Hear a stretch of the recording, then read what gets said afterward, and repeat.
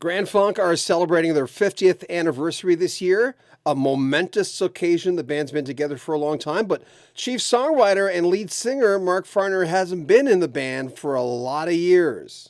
Bassist Mel Schocker's still there, and drummer Don Brewer is still in the fold. I asked the main man, Mark Farner, what he thinks of the 50th anniversary of Grand Funk.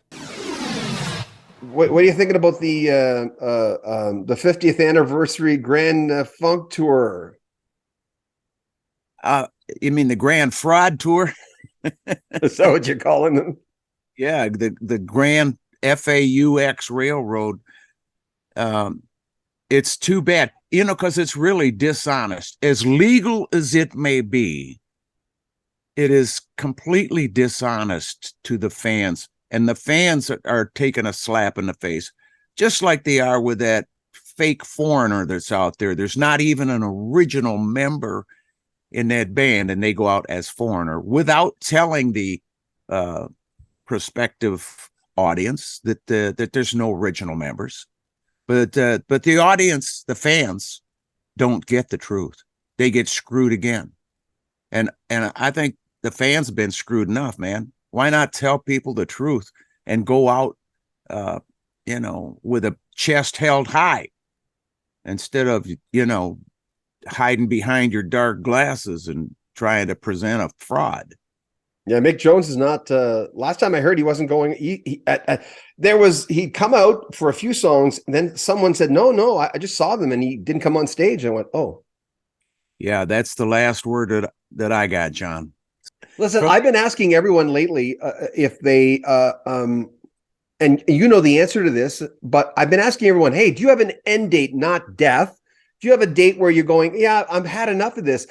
I just talked to Rich from Kansas, and he says, I kind of like doing this, though. This is why God put me here or whatever. Everyone says the same thing. What about you? Do you ever look at that? I mean, you seem healthy. You doing it? As long as I'm hitting my notes, brother, if my ears get so bad that I can no longer hit my pitch, then I'm saying, see it. God bless everybody. I'm out of here. I'm going to spend my last days with my tinnitus, and because I do have tinnitus, but thank God, dude, we can boost the monitors up above that shit. Besides being an incredible musician that helps shape rock and roll, what else are you good at? Farming. Really? Yeah, man. Why did I not know that? My wife and I love to farm. We're grounded, hands and knees, barefoot, digging into the dirt. October, brother, we are planting garlic, right? I mean, the snow is coming down and we're out there planting garlic.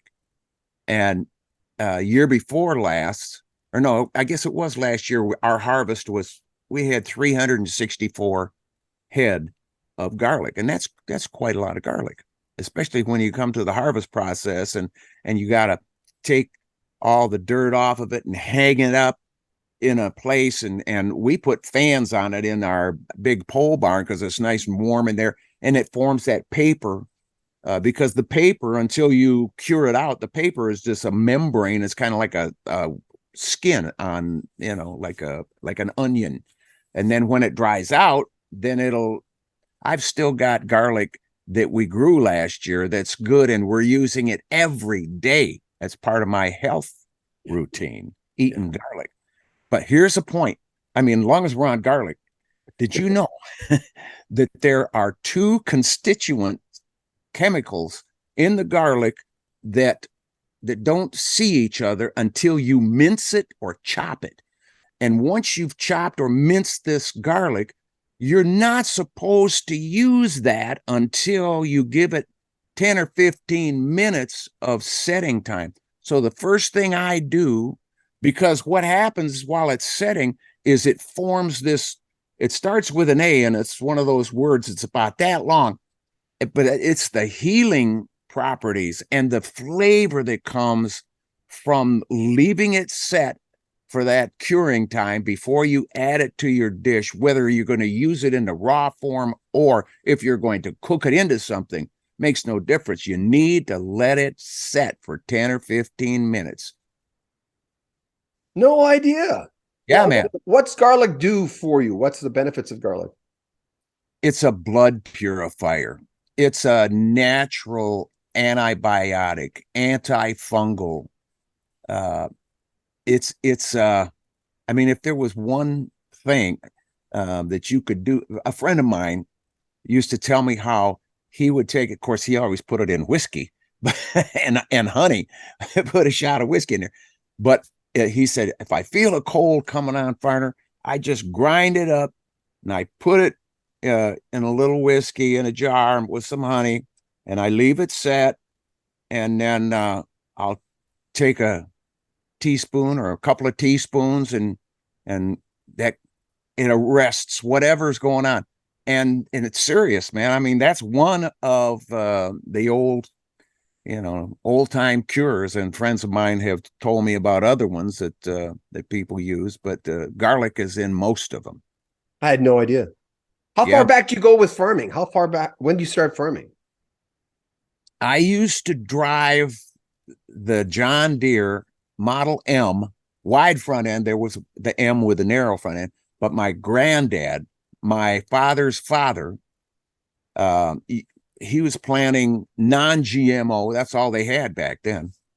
Real corn that had real weeds coming up between the rows. So you had to use the tractor to cultivate, and that would cover the weeds up and arrest them until the corn got up to where it could shadow out those weeds and come to maturity.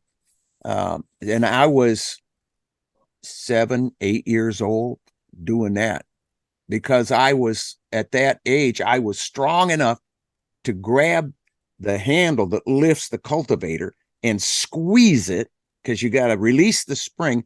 And I found out that if you pushed forward, there wasn't much squeezing that had to take place. You just push forward, and I could do that and release that cultivator and drop it down in the rows. And I loved, keeping a straight line with that tractor.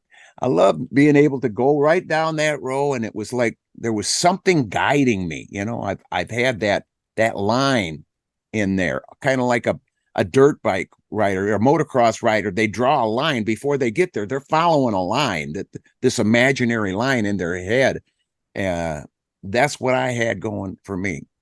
And I loved it back then. And I loved knowing that when we put that corn on the table, and my dad's other 3 brothers and all the children, all my cousins, and everybody's gathered at grandma and grandpa's house, that I had a hand in putting that corn on the table, brother. Talk about something special. We'll have more from Mark Farner in the next few days. Keep looking for the full video in the top of the description. When it's ready, it'll be on all the videos. You'll be able to access it. All the information at the very top of the description. We have brand new Rock History Music hats. We're very excited about this because people have been bugging us for baseball caps forever. There's 2 different kinds. There's links at the top of the description. You can donate to the channel or join that Patreon we told you about. Mark Farner has a brand new segment on his website, markfarner.com, which is called Farner Chords, where you can learn how to play like he does. It's for advanced users, but if you're there, check it out. Links in the description. And of course, comment on our videos, share our videos on social media, subscribe to the channel, and like our videos. I'm John Beaudin. This is Rock History Music. Take care of yourself.